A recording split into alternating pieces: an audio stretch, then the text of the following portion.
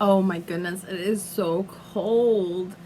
It is, okay, I know what it is in Celsius, which is weird, but because sometimes I tell my students, but it's like whatever -9 degrees Celsius is in Fahrenheit. That's how cold it is. And I'm freezing, and I'm sorry if you can hear my space heater in the background, but I had to turn it on to try to warm this room up. I am teaching in a back room that does not have any insulation or anything in it. It used to be a back porch, and I guess when they turned it into part of the house, they never actually turned it into a house. They kind of just put like walls and a roof on with nothing in between the ground, nothing in between the elements, and this room gets so cold. So you get to see me wrapped up in my little Christmas blanket for this. Um, I've got a little bit of time between classes, and I just wanted to talk about this. I wanted to talk about when you are marketing yourself on Palfish, how to market yourself to a target audience. And I can actually go a lot deeper into this than I'm actually going to. This is like a very basic video, and at some point in time I'll make like a more detailed video with like more examples, but this is just like a super basic video. So Palfish is unique as far as ESL companies go because it's kind of set up like social media, and the way the platform is set up, it actually gives you the opportunity to market yourself, which is so cool and so beneficial in so many ways. So you need to kind of realize when you're doing things like how you can use the ability to market yourself to be beneficial to you and get more classes. And I highly suggest if you have children and your children have never taken an online course of any sort, I highly suggest to get them into a free trial with one, just so you can kind of see like what kinds of teachers you like. And it will actually be like, this is actually a good tool for you to use. So I'm going to put my referral link for Panda Tree down there if you want to check it out. I think they do Spanish and Chinese classes for kids. So if you have kids, go in there, and I want you to like scroll through the teachers and just look and be like, okay, I don't like that teacher, I don't like that teacher, I like this teacher because, and kind of realize like what you are looking for in a teacher. So I can give you like my experience with this. When I was looking for a teacher for my daughter's personality is she's very shy, and she's not really a people person. She's an eye roller. She's like, she gets very frustrated easily. So when I was looking for someone, I was actually looking for something in their bio that would say, that they were good at like, basically getting kids to come out of their shell, or however they would word it. Like I was looking for something like that, good for shy kids, or, know how to work with, the kind of child that my child is. So and then I also kind of like paid attention to the profile pictures that I liked and didn't like. And personally, I'll just speak from my experience. The teachers that didn't say anything in the first, couple sentences about why I would want them for a teacher, I didn't even read their little profile blurb. I think that you should have something in your first sentence of your profile that says why they should pick you. So a lot of people start off their profiles, hi, my name's Jill, I have 3 kids, I like horses, I like to ride horses, I have a dog, I want to get a cat, but I don't have a cat right now, I like arts and crafts and sewing and cooking and knitting, and I'm a new teacher here in Palfish, and okay. And then like later on they'll be like, and I have my TESOL certification or whatever. So what I would suggest is the very first couple of sentences to kind of like put your qualifications out there. I know that it's already on the site where they can see it, but kind of just be like, And sorry, I just keep checking the time to make sure that I don't like run late to my next class. But kind of just be like, you know, my name is Teacher Jill, and I have a bachelor's in da da da da da.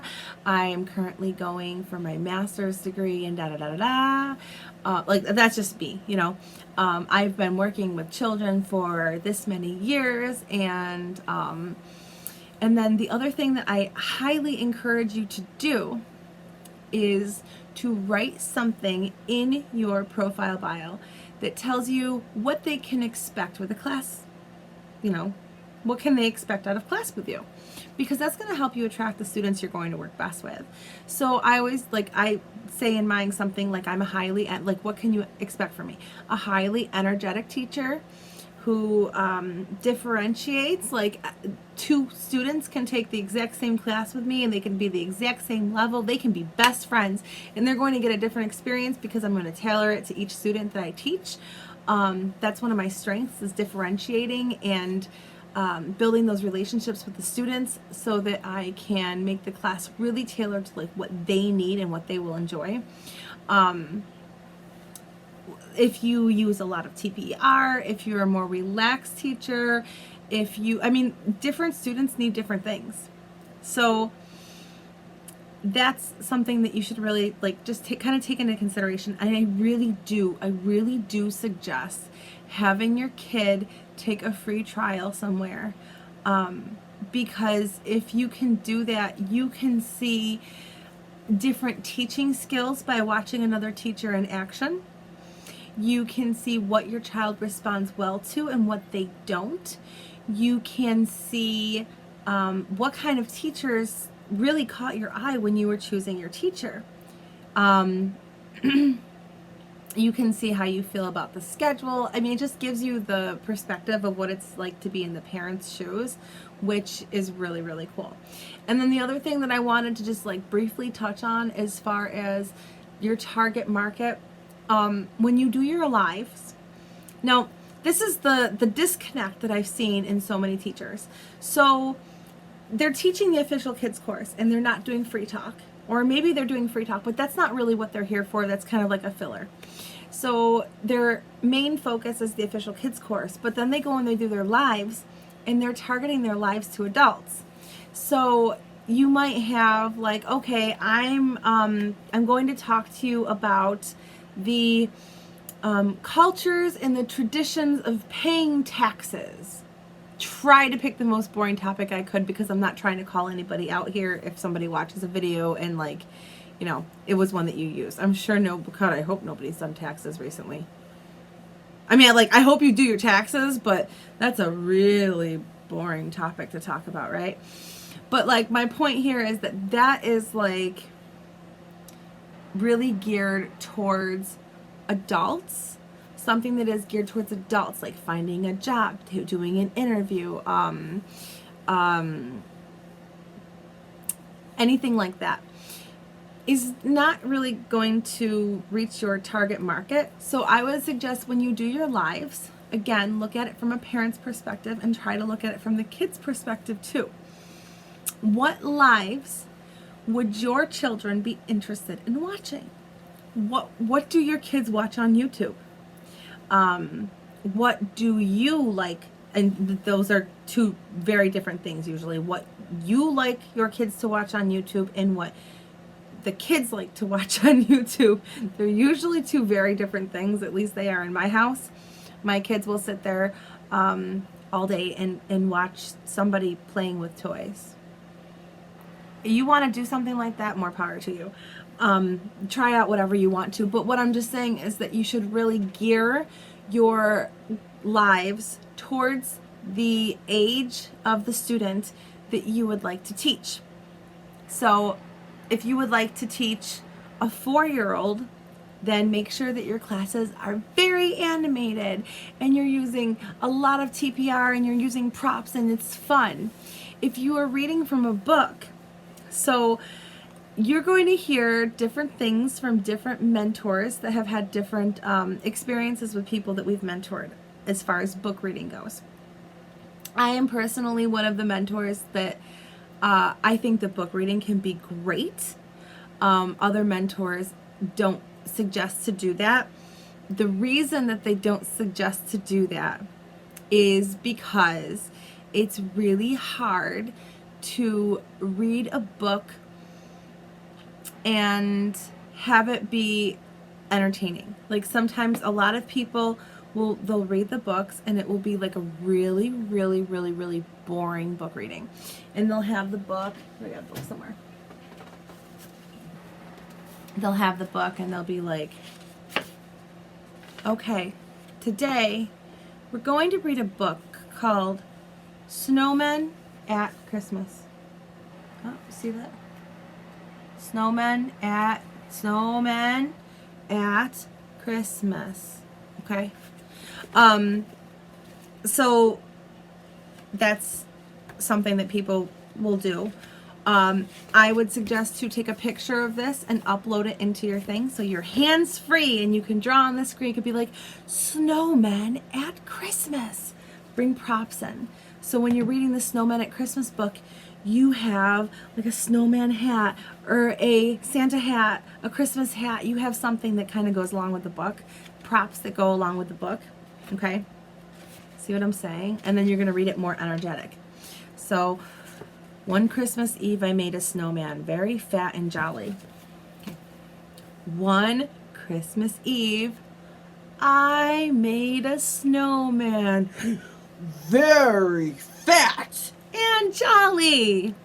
See the difference, how you're doing it there? That's how you do a successful live. You're going to teach your live the same way you would teach your classes. You're going to be enthusiastic, energetic, happy, smiling, using TPR, using props, and trying to engage your audience. So don't just read the words on the book. Anybody can read a book. What they can't do is get actual interaction from you. So, what is that? What is on his head? That's a funny hat. I don't know.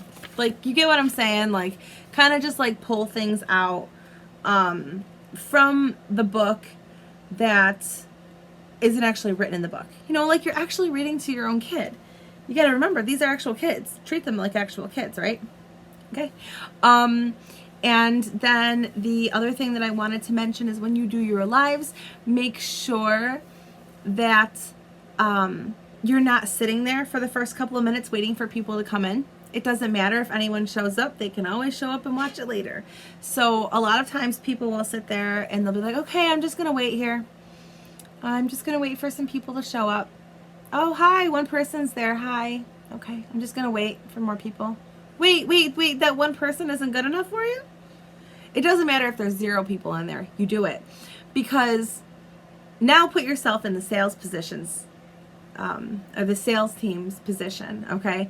And they're bouncing around looking at different lives, stalking teachers, and they see your live, and you're sitting there, yeah, okay, bloop, they're gone. They're done. They're going to be looking at somebody else's thing. You just lost that. You just lost a potential student because a student came in here, you weren't talking. They're like, well, this teacher's boring. Make sure that, you know, if they want to watch the replay because they missed something, they can watch the replay later. When you start your live, jump into your live and just start with enthusiasm and energy and just be a lot of fun. So those are my couple of tips that I just wanted to share with you. When you do a live, use props, be energetic, treat it like a class, and make sure that your bio and your pictures and everything on your profile is something that you would be looking for when you are searching for a teacher for your own child, because, you know, put yourself in their shoes. If you wanted to use my referral link to try out a free Panda Tree class, which is, I think they do Mandarin and Spanish, lessons for your child, I'll put that link in the description box so that you can give it a shot and like kind of like see what it's like to be on the other side of this. That's all I've got for today. Make sure you click the subscribe button. If you're not currently a Palfish teacher and you're interested in it in the future, there's also a link in the description box about that. And I'm going to peace out. So I'll see you guys later. Bye.